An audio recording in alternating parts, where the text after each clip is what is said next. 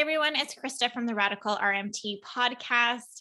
Today, I have Navjit Kaur Sidhu with me. She is the owner and director of the award-winning yoga and tea studio. It's located in Carp, which is just outside of Ottawa. So she's very close to where I am. She's practiced yoga for 15 years and has been certified to teach yoga since 2005.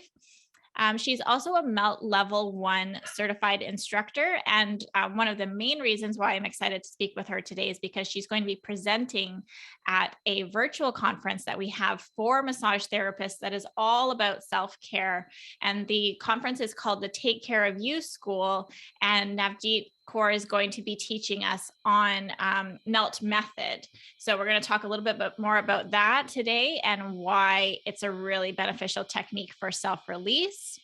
On top of all of that, she is a mom, a wife, she's a professional engineer and an entrepreneur. She is teaching live yoga sessions right now from her studio during COVID, and I'm sure you hope that will open up again soon. But I am so happy to have you here, Navjit Kaur. Please take it away. Great. Thanks so much, Krista, for that wonderful introduction and for inviting me to partake in the conference that you're organizing with Mark. Yeah, we're very excited to have you. I'm super, I was really grateful to connect with you through the MELT website, and then to learn that you were right here in the Ottawa area is really special as well. One of the reasons why I did reach out to you was because of your yoga studio name, Yoga and Tea, and how it just blends these nurturing and cozy feelings, just learning about the name and then learning a little bit more about you as well, which we'll share with the listeners. I can really see that it's such a good fit for our Take Care of You School event. Can you give us a bit of an introduction? How did you, as I said in the intro, you're a professional engineer, and then how did you get into yoga? Yeah, so yoga is something that I was doing inadvertently throughout my life, and also the practice of Ayurveda, which is like a sister science to yoga. And growing up in an Indian household, I was practicing all these things and didn't realize there was a name to call it, such as yoga or Ayurveda. And in terms of like how I got started with practicing yoga, a friend and I, we started to go to a class that was given after work hours. And we were really interested in doing it more as a girls' night out, so we could do it weekly. So we signed up for that. And the two of us would be the ones giggling in the back because of all the different yoga poses and, the stretching and the lion face where you open your eyes and stick your tongue out. So we couldn't help but just kind of, be a little silly and giggle there in the back. But in that first class ever that I took, that day I was working and I was stuck on a software bug. And so this is probably like my early 20s when I first started to take yoga. And this was my first class. And so I was stuck on this problem all day. And then as I went to this class with my friend and the teacher was instructing, in between a bit of the laughter, I had this, epiphany where it was like, wow, like I hold a lot of tension in my body.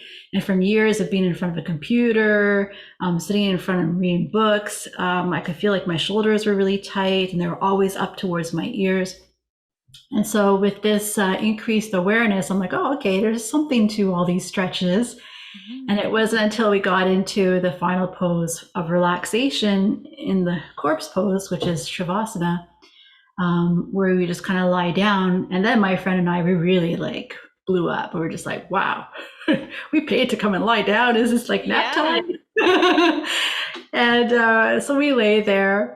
And bit by bit, I could feel my body start to relax, and I could feel myself, starting to enjoy that time. And as a teacher explained the benefits of being in this pose, I'm like, okay, it makes sense to integrate what we're doing and just kind of wrap it all up. And as I felt myself letting go, it was then that I all of a sudden it just popped in my head, the solution to that problem that I was faced at work. And I was just like, oh my goodness, I can't believe it. And then I just started while I was laying there with my eyes closed, like figuring out the code and how to write it. And I'm like, would that work? Would this scenario work? Would that? I'm like, yeah, awesome. And so that's where I was really struck by how important it is to include relaxation in your day, because that really opens yourself up to the possibilities that exist around you. It also gives you a different perspective, so coming to a problem from a different angle. So that was my big love moment with yoga. And then from there, it was just, a passion that continued to grow. And then once I had kids, it was at that point where I was feeling the struggle, between work life, family life, and that kind of commitment. And so we made the decision then that I would pursue teaching yoga, which was, a real passion of mine. And I enjoyed being able to teach and interact with the community. And, like, it was just something I wasn't getting fulfilled from my workplace environment, being like in the lab all day and with hardware and software. So I find has been a really nice mesh, to bring it all together as I'm running a business, I'm using technology, and I'm interacting. And so, a lot of times people will joke with me and say, oh my goodness, you left engineering and how did you become a yoga teacher? Like, it's so disparate, it's like 180 degrees. And I'm like, not really, because when we're talking about yoga or the body, the mind, like there's a lot of science involved. Like we're talking like quantum physics and stuff. So it's a lot more than what people see at the superficial level, which is like about meditation or being in poses, the physical aspect of it. But there's so much more beyond that too. So I hope that answers your question. Yeah. pretty roundabout. And so about 14 years ago, I opened up the studio, which is a physical location where I taught, and then brought on some other teachers and offered a whole bunch of different modalities. And then that's where I came across Melt. Okay. And so tell me a little bit more about what made you decide to, after you maybe experienced Melt, then what made you decide to pursue becoming an instructor, and what are some of the benefits that you've seen from it? Mm-hmm. Yeah, so I think for me, the aha was when I realized I was burning the candle at both ends, so I had a young family, so I would wait until they were tucked into bed, before I would open up my laptop and then start, on the business and planning for my classes and all that stuff. And so I would go to sleep pretty late, but then also wake up really early to be able to do my yoga practice, because that's what really grounded me and got me ready for the day. So I thought I was covered, taking care of myself, but really the sleep the lack of sleep started to show, and it was more how my body could detoxify. So I started to feel a lot more inflammation in the body, aches and pains. And getting out of bed, I would kind of feel like Frankenstein, in my walk side to side. And so it was a dancer friend of mine who showed me the Melt balls when she came over to stay, and demonstrated how to use it. And then when I tried it out, I was like, wow, this is amazing. I really feel good. And it was just so instant too. Using the balls and just, I did friction between my hands, and immediately I could feel the effects going through the rest of my body. So again, it was just kind of that brief introduction to it, and then life continued. And then it wasn't until I was at a bookstore that I came across a book on Melt that was featured on one of the tables. And I'm like, oh yeah, I remember my friend telling me about Melt, and I tried it out. So I flipped through the pages, and it listed a lot of pre-pain symptoms that people get into, and inflammation is one of them, and how that's a sign of your connective tissue being dehydrated. And I was familiar with the system already from yoga, but I was really keen to see what the melt angle was towards, addressing it in that way. Mhm. And so I got the book, I ordered the melt kit, and right away just signed up for training because it was just so like immediate, the effect that it had on me. And I was like, you know what, if I'm experiencing this and I'm running this through my system and this is how I feel, I want to be able to teach this to the members at my studio too. Mhm. And just and spread that love of self-care through melt. Yeah, it's a really lovely compliment, and it's really great that you said you had your own yoga practice and you're teaching yoga every day, but there was, there you still were experiencing inflammation in your body and you were still tired and you weren't detoxifying the way that your body should. Mhm. So this was one of the, the changers for your body, that really made a difference. And it is really interesting because we kind of look at somebody with a yoga practice and you sort of go like, okay, they've got their life together, they're probably super healthy, their body probably feels amazing, and it's just not the case, for all of us. I mean, as a massage therapist and Pilates instructor, like I definitely get my aches and pains as well, and just doing those things is not enough. So that's really great, for you to share that. Have you seen a lot of benefit with your clients as well now that you introduced it into the studio? What's their response been to it, and what are some of the effects that they're seeing? Yeah, so I would just say a lot of times the most common response is just like incredulous. They just can't believe that something so simple Yeah. and and in a short amount of time can have like such a huge effect. And I Mhm. have quite a few people who have arthritis, especially within their hands and the joints, who more like in their senior ages, who really love to like knit or crochet but had to give that up. And so after they did the melt, they would come back a week later to the next class and say, guess what, Navjit Kaur, like I was able to go back and join the knitting club because of this. And I was like, wow, that's amazing. So I would say like people feel really instantly relieved of some of the aches and pains that they've been feeling, Mhm. and having more mobility. And it makes a difference to somebody's mood too. When someone is experiencing chronic pain and just kind of living with it, or even what I would say too, people notice that they didn't realize they were holding that tension until Mm. we released it. Right. Just like how in my first yoga class, I didn't realize that I kept holding my jaw tight. My shoulders were tight until we released it. And then there was this new kind of framework of being that it was like, ah. So it's almost like you have to force people to do it Yes. to get the benefit of it, and they Yeah. see the before and after, and then they're like, oh my gosh, I didn't realize like I was holding all this tension.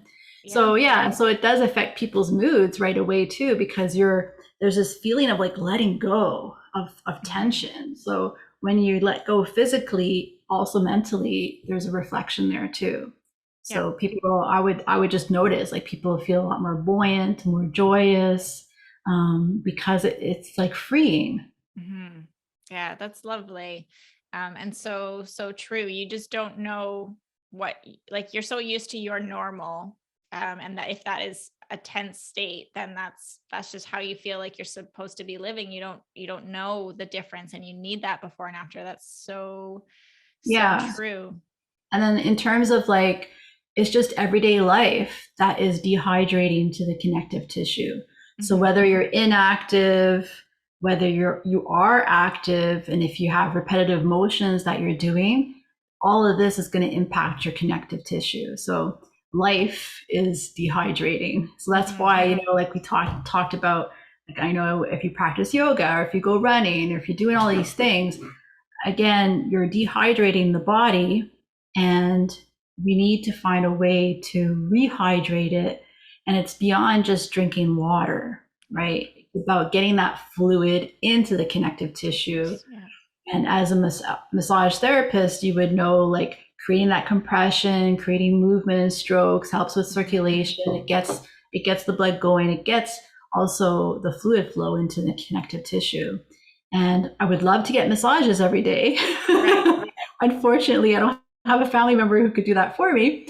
And I don't have the means to pay for it every day either. So that's where I find this is the nice go-between, is using the melt tools, the melt techniques, and then that way you're doing this self-care for you on your own, because you know your body best. You kind of know where it is that you need to work on, and then do some melt, and then you've addressed it. Absolutely. It's a really wonderful description and a great way to explain what the melt method is doing. And can you explain a little bit more, when people might hear about the melt method and they encounter a roller, like a foam roller, the initial reaction might be that, ow, like that's going to hurt, because the traditional way that we have been foam rolling. Can you give a brief description on the difference between what melt is and maybe what melt isn't, I guess, more importantly? Sure. Yeah, that's great. Great question. So, a lot of folks are used to seeing these rollers in the gym, and also people's expression when they're on the roller, which is just like, oh, pain and grimacing. So what's really different with the melt method is that the roller is soft, and I have one here. Yeah. So the roller is soft, and you can see it's like bendy. Yeah. And so what that does then is it allows your body to relax onto it. And because it's soft, it can fit into the areas of the body that we're working on. And in melt, we typically shy away from rolling on the areas where you're experiencing the pain, right, and rather work above it or below it. So the area that's experiencing pain might be compensating for tightness that's in other areas.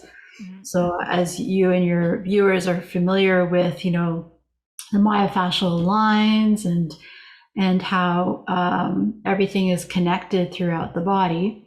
So likewise in melt, with that understanding, we will place the roller underneath the masses of the body. So if you were to lay down on your back, any part of your body that's in contact with the surface, so like the back of your head, the base of your skull, that would be a mass. So that's where we would put the roller along the back of the head there, and do these techniques with the roller to like shear, to glide. And so that will start to release then your neck. Right. And then the next part would be up against the shoulder girdle. So again, that's a mass. So it's more likely then to be workable, as opposed to the spaces in your body, which tend to be, what your body is using to be as like your like if you have a car, what's it called? The shock absorbers. Right. Yeah. Yes. Right. So the shock absorbers. Okay. So we'll put the roller on the masses of the body. So I talked about the base of the skull. So the shoulder girdle, upper back, shoulder blade area, and then we'll avoid the low back, but place the roller across the sacrum. And then the roller behind the thighs and the calves. And so in working all these areas, we can then affect above and below and get a release there, and also more fluid flow. The roller too, we'll place it along the length of the spine and do some techniques with it there as well. So with these placements, with the breath, with the working on areas like bit by bit, your body relaxes into it. So then the roller can go and penetrate further into the connective tissue. And then we're also increasing the fluid flow. More fluid flow means better nervous system functioning, and better nervous system functioning means that your organs work better. We're also improving the diaphragm movement with the breath. So all of these put together then really addresses then your whole neurofascia, you could say. Okay. Mhm. Oh, it's Mhm. wonderful. Oh, it just sounds so good. Um, Yeah, and again, it's quick. Like you don't have to be on it for so long. And no. the creator of Melt, Sue Hitzman, I like what she says. She's like, it's like a first date. You just want to get in, get some information, and then get out. Okay. Don't linger too long. Yeah, Right. because I want to use compression as a friend and not as a way of not damaging, but impacting the body. So Okay. that was the full roller, and then I also have the half roller. So Yep. this would be beneficial for anyone if they've got injuries, if there's scoliosis. So basically it's the full roller, but cut in half. So you have a Okay. flatter surface to lay on, and you can change it to the rounder surface as comfortable so Mhm. that it can gently ease people in to it. So it's not like we're rolling out our body like we're ironing a shirt. We really Right. want to ease into it. And I don't know if you've seen the ball kit. Okay. Yeah. Like the Yeah. mini, there's okay. Yeah. So most times, everyone wants to get on the roller, Yeah. but I teach the melt method, just starting with the balls and working Okay. on the hands and on the feet. And there's so much that can be addressed by just working the hands and feet. And that's what I'm going to talk about in the program with you in the conference is, because you're on your feet, when you're doing the massage, you're using your hands. It makes sense then to target those areas because that's where you're going to start to feel or generate that dehydration. So we begin with a large softball. And so it's grippy, and these balls are all designed to simulate a therapist's thumb, elbow, and also forearm. Okay. So there's a large softball, there's the small softball, and so we usually start off with these to learn the techniques, and they are because they have a give to them. They will allow your body to relax and ease into it. So, for example, like with the small one, I could do the knuckle decompress technique, and that frees up the joints, really good for arthritic conditions. With the large softball, I can do something called finger compression. Okay. So working with each of the fingers this way to help get the joints moving. And then there's the firm version of the ball, same size, but now they're just firmer. And so these, like when you put them under their feet, oh, it's like that. It's just like, when there's like sensation, you're just like, oh, like there's a Yes. lot of sensation, but it feels good. And Yeah. then again, this is where a lot of people are just like, wow, I didn't realize like what was going on in my feet. And Right. working on the feet, like the domino effect up the rest of the body is just huge. Right. Yeah. Yeah. That's wonderful. Thank you for sharing the, what you're going to be demonstrating at the conference and the reasons why massage therapists and body workers should consider using the melt method. It's also really great that you're going to be teaching with they're called softballs. Would that be like the terminology? How do you Yeah, so we usually say like the softball treatment. softballs? Okay. Yeah. Yeah. And what I wanted to do, rather than having, people just watch me, I want to bring it to the audience and have them do little exercises to get a sense of where is their stuck stress living Right. in your body. So we'll do some quick, exercises to get a sense of that, how it's Good. affecting their nervous system, their balance, stability, Yeah. and all that. So it's more relatable. Yeah, Mhm. that's really exciting. And they also seem really accessible. So, as body workers, we can, take them with us, and it's a little more portable than the roller. And especially just demonstrating with clients, maybe in a clinic setting, if we do find it beneficial for ourselves, or we can see that it can be a benefit for our clients, it's certainly more accessible in the treatment room than trying to get them on the floor with the roller as well. So that's really great. I'm super excited to learn from you. That's awesome. And so that's what we're expecting, obviously, from the presentation. Can we shift into your yoga and tea studio now? And how and why did yoga and tea get started? Like, I mean, and you did explain in the sort of the introduction, but do you have any more, like, why specifically, your own studio, and then, yoga and tea, and the whole thing? Yeah. So that takes me ways back. So I mentioned I was into yoga in my early 20s, and got busy with work, with life, and then starting a family. And when I had my first, so my son, I started to feel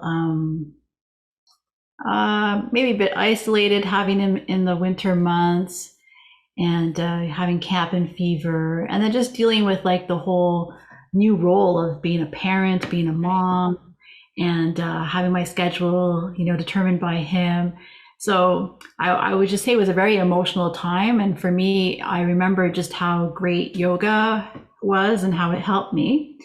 And so as soon as he was old enough, probably about a year and a bit, I decided to take a yoga teacher training program, just as a way to get some me time, and then also something that fed me intellectually, and also emotionally, spiritually. So after completing that teacher training, I started teaching in our community at a community center that I rented. I did that for about a year, and continued until I had my second. And so when she was born, I was on mat leave, and then kind of figuring out what to do now that I had two kids.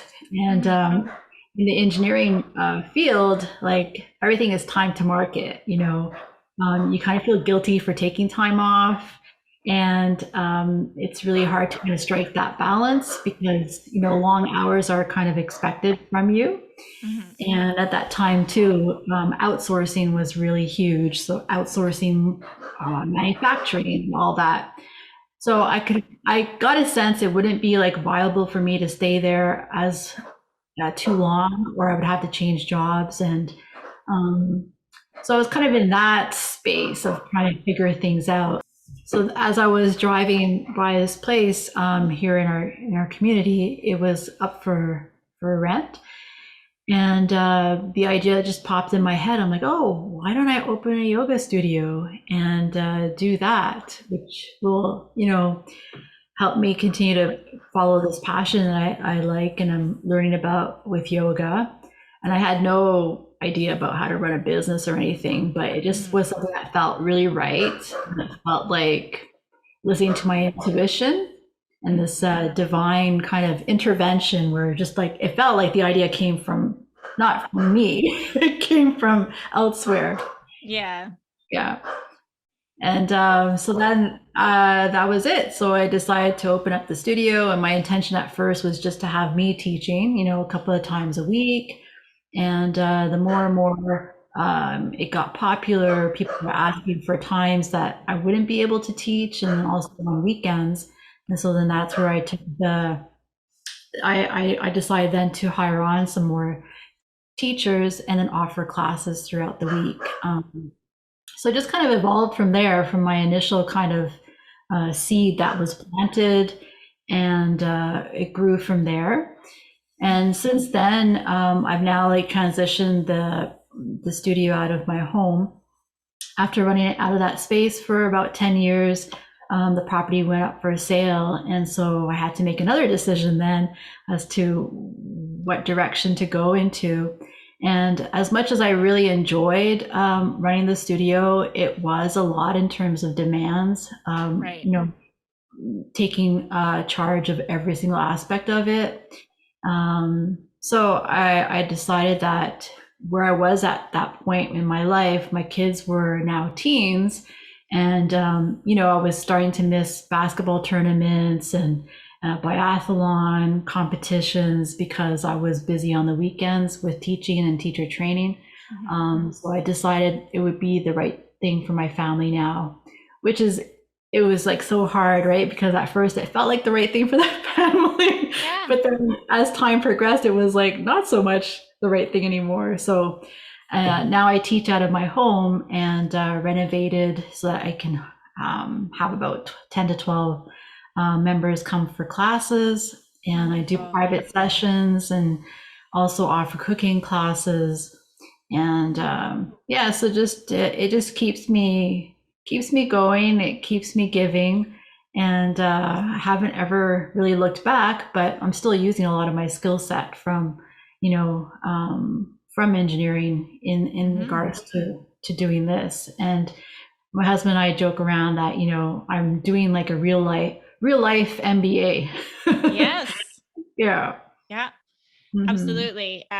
Listeners on this podcast know that I have a deep appreciation for another podcaster named Tim Ferriss. So he has the Tim Ferriss show, and he would completely agree with that you could either, spend money on getting an MBA at, in a university and working your way through it, just spending that money for that reason, or you could get that real life experience, and you're going to spend some money along the way, but that experience is probably worth so much more for a lot of people.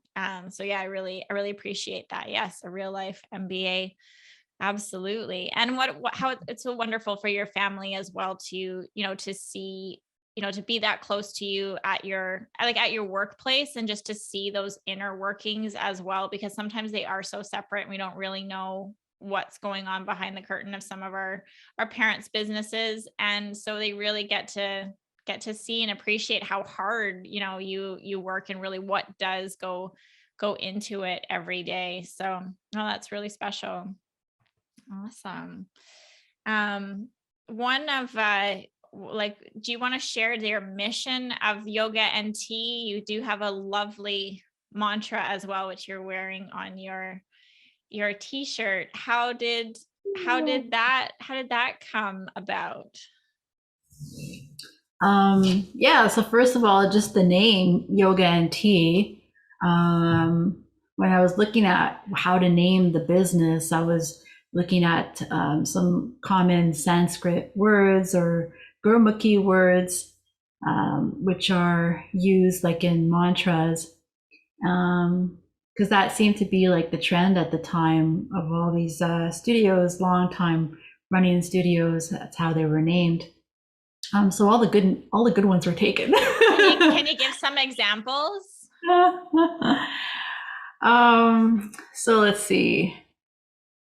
There's names like with Shakti in it, with Om or Buddha, Namaste.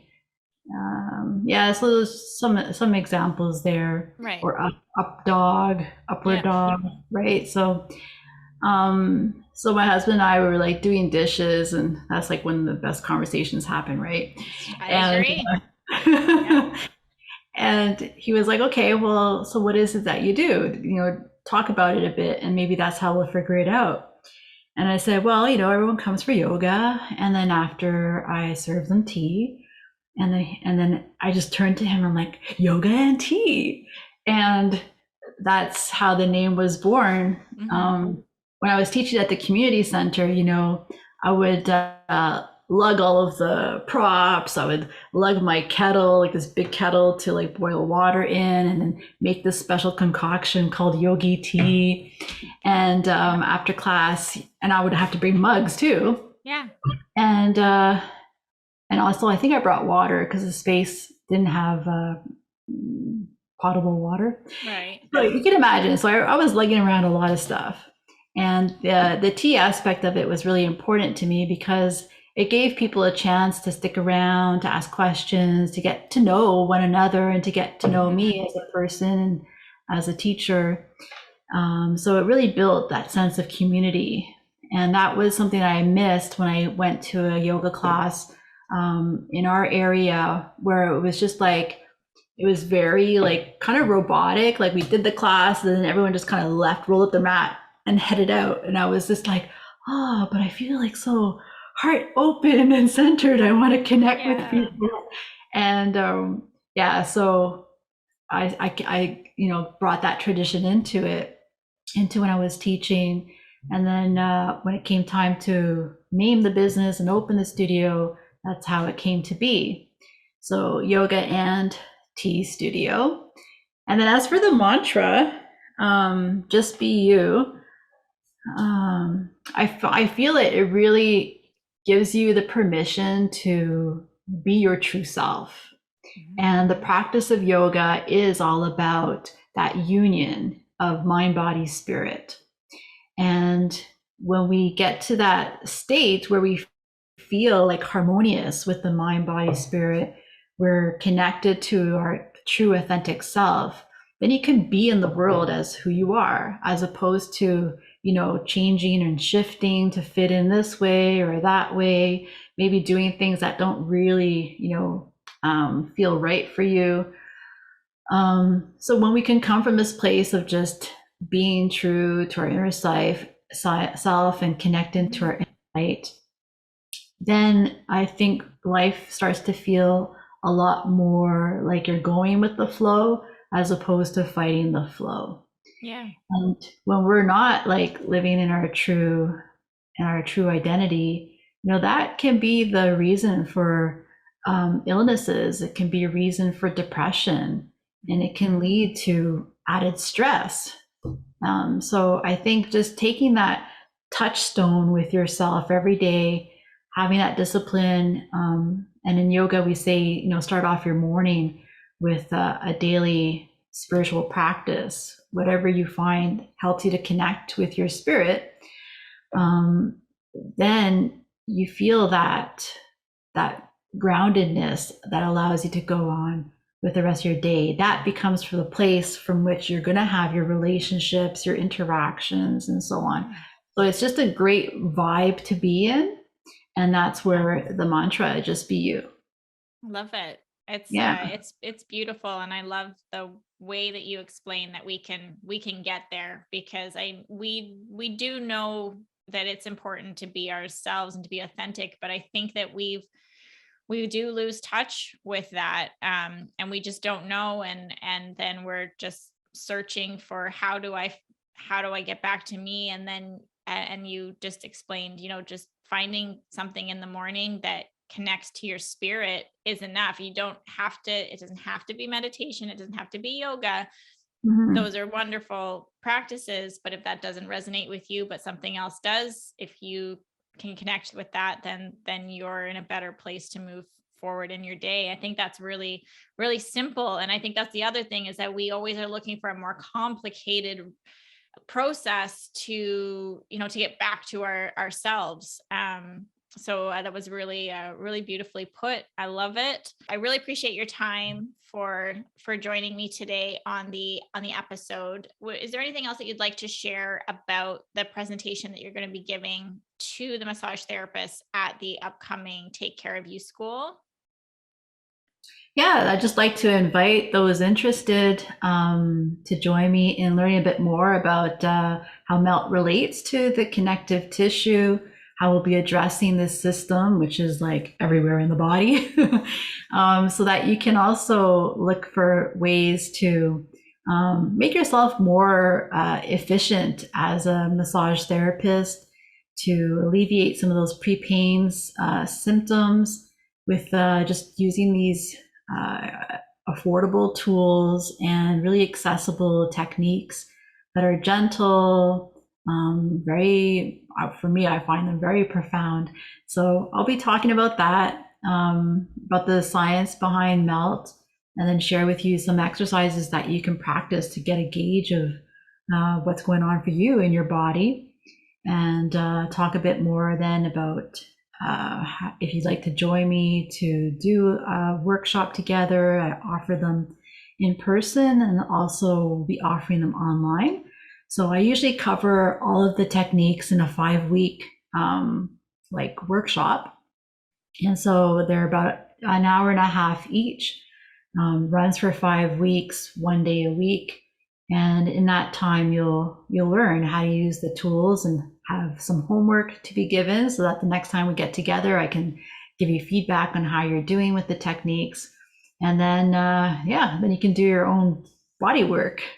Yeah. Be a hands-off body worker. Yeah, I like that. That's great. Well, thank you again so much for your time. I really enjoyed speaking with you, and I look forward to learning the melt method from you as well.